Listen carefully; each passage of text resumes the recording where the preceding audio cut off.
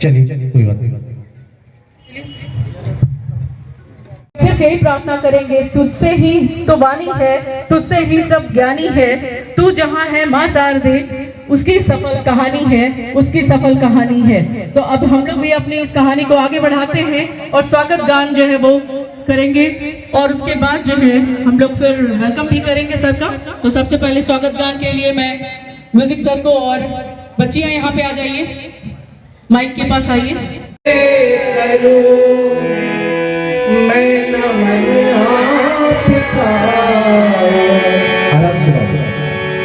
किस तरह से करूं मैं नमन आपका,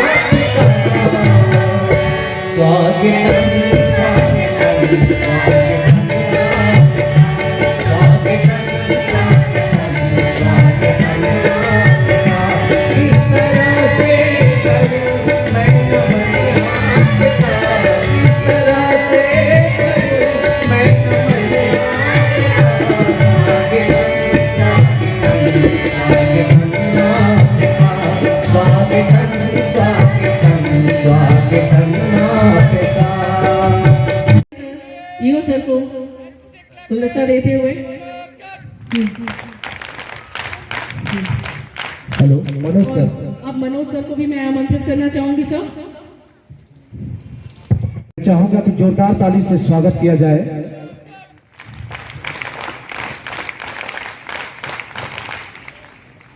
जलाते चलो, प्रेम की गंगा बहाते चलो, ये बच्चों का सिलसिला है। फ्रॉम क्रेडल टू ग्रेव, पालने से कब्र तक। पर हमारी सरकार तो पालने से भी पहले, यानी कि जब आप गर्भ में होते हैं उस वक्त से लेकर कब्र के बाद, यानी कब्र मतलब आपकी ज़िंदगी खत्म हो गई और जिस वक्त आपकी ज़िंदगी खत्म होती है उसके बाद का भी ख्याल रखती है। जैसे हमारा आंगनवाड़ी सेंटर है, उसमें अंत्येष्टि योजना है, जो कि अंत्येष्टि के लिए पैसे दिए जाते हैं परिवारजनों को, तो वो तो कब्र के भी बाद की बात है। तो सरकार आपका साथ जिंदगी के साथ भी और जिंदगी के बाद भी निभाती है।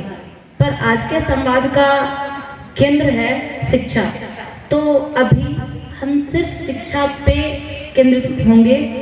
और शिक्षा पे केंद्रित इसलिए हैं कि सारे ह्यूमन बींग्स और जितने भी एनिमल्स हैं सभी बायोलॉजिकली लिविंग थिंग हैं, बट एनिमल्स और ह्यूमन बींग्स में डिफरेंस ये एजुकेशन ही करता है। तो शिक्षा सिर्फ आज के कार्यक्रम का ही केंद्र नहीं है, ये हमारे पूरी जिंदगी का केंद्र है। तो शुरू करते हैं। डिफरेंट जो स्कीम्स हैं हमारे सरकार की, उसके संदर्भ में है कि बच्चे का जन्म हुआ तो आंगनवाड़ी सेंटर से उनको न्यूट्रिशन दिया जाता है, बेसिक स्टार्टिंग की एजुकेशन भी दी जाती है। फिर बच्चे बड़े होते हैं, प्राइमरी स्कूल में आते हैं, मिडिल स्कूल में आते हैं, तो घर में प्रिपरेशन होती है उनकी। उसके बाद सबसे पहला स्टेप क्या है? बुक्स होने चाहिए, यूनिफॉर्म होनी चाहिए।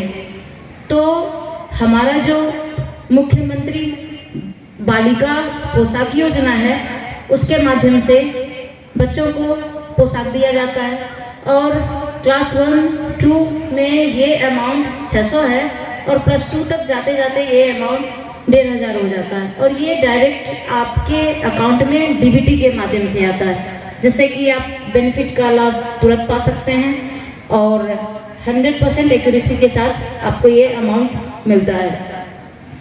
उसके बाद हुआ कि चलिए ड्रेसिंग हो गई, अब क्या करना है? तो अब तो कुछ ट्रांसपोर्टेशन सिस्टम भी होना चाहिए जिससे कि बच्चे स्कूल जाएंगे।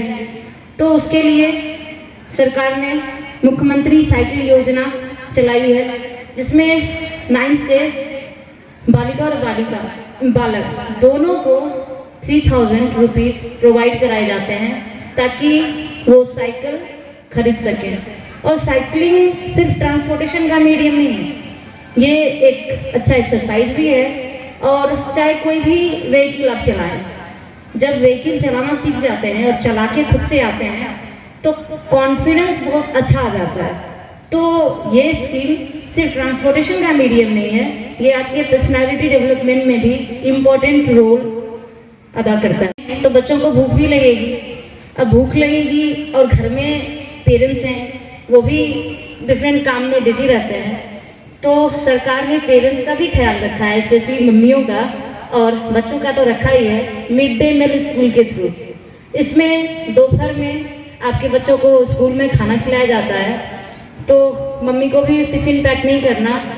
और इस स्कीम में मदर भी जो एक टीम बनती है मेनू डिसाइड करने के लिए, उसमें बच्चों की मदर भी मेंबर होती हैं और इस टीम के माध्यम से मेनू डिसाइड होता है, वीकली मेनू बना होता है और न्यूट्रिशियस फूड हम लोग बच्चों को प्रोवाइड करते हैं।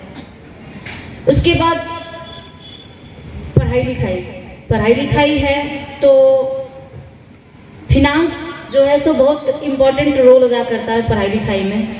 तो हमारी सरकार आपको डिफरेंट छात्रवृत्ति स्कीम्स के अकॉर्डिंग आपको फिनेंशियल सपोर्ट करती है। जैसे मुख्यमंत्री छात्रवृत्ति योजना जो है वो 9th-10th में ही बालक बालिका दोनों को 1800 रुपये का छात्रवृत्ति आप लोग को दिलाया जाता है, जिससे कि किसी भी तरह का जो रुपये पैसे से संबंधित परेशानी हो उससे आप बच सकें। और ये सिर्फ परेशानी से ही नहीं बचाता, जब किसी को छात्रवृत्ति मिलती है तो उसे एक स्पेशल फील होता है और जो भी पढ़ाई लिखाई करते हैं तो थोड़ा उसमें ज़्यादा एफर्ट लगाते हैं बच्चे और सोसाइटी में भी थोड़ा उनको अच्छा लगता है कि नहीं इसे स्कॉलरशिप मिल रही है, ये अच्छा बच्चा है, अच्छी पढ़ाई करती है। क्या मकसद क्या रहा इसका फिलहाल? सरकार के दिशा निर्देशानुसार हम लोग अभी पूरे विद्यालयों में जितने भी हमारे उच्चतर और उच्च माध्यमिक विद्यालय हैं उन पे हम लोग शिक्षा संवाद का आयोजन कर रहे हैं। उसी संस्करण में आज यहाँ उच्च विद्यालय देहरी में हम लोगों ने यहाँ पर रखा है। इसका मेन उद्देश्य ये है कि जितने भी सरकार की कल्याणकारी योजनाएं चल रही हैं जिसका बिंदु हमारे बच्चे होते हैं, उनको लेके सरकार डिफरेंट तरह की स्कीम चलाती है। अधिक से अधिक बच्चों को और अभिभावकों को इसकी जानकारी हो ताकि अधिक से अधिक बच्चे इसका लाभ ले पाएँ और अपना जीवन बेहतर बना सकें।